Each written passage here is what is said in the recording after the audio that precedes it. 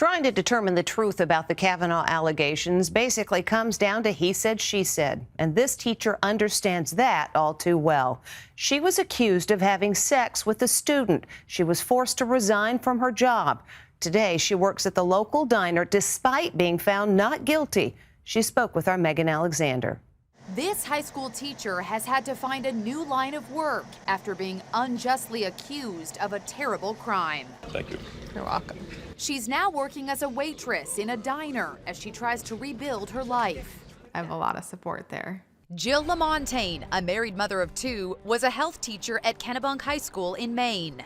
Last year, her world was shaken after a 17-year-old student came forward to claim that while she was tutoring him, they began a sexual relationship.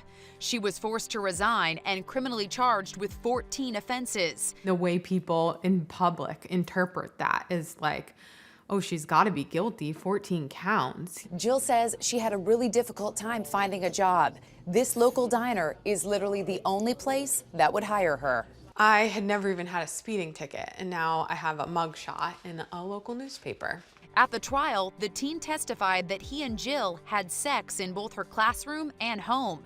But the jury questioned his credibility, and after deliberating just 2 hours, returned with a verdict: not guilty. What was it like to hear that you were found not guilty on all 14 charges?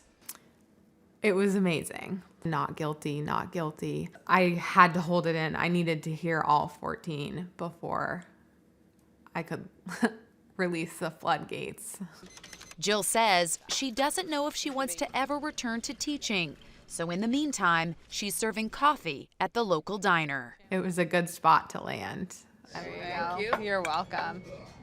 The school said in a statement that while Ms. Lamontagne had been acquitted of the criminal charges, they still feel she broke school policy when she shared texts with the student. She says the texts were sent to help the student with emotional problems and contained nothing inappropriate.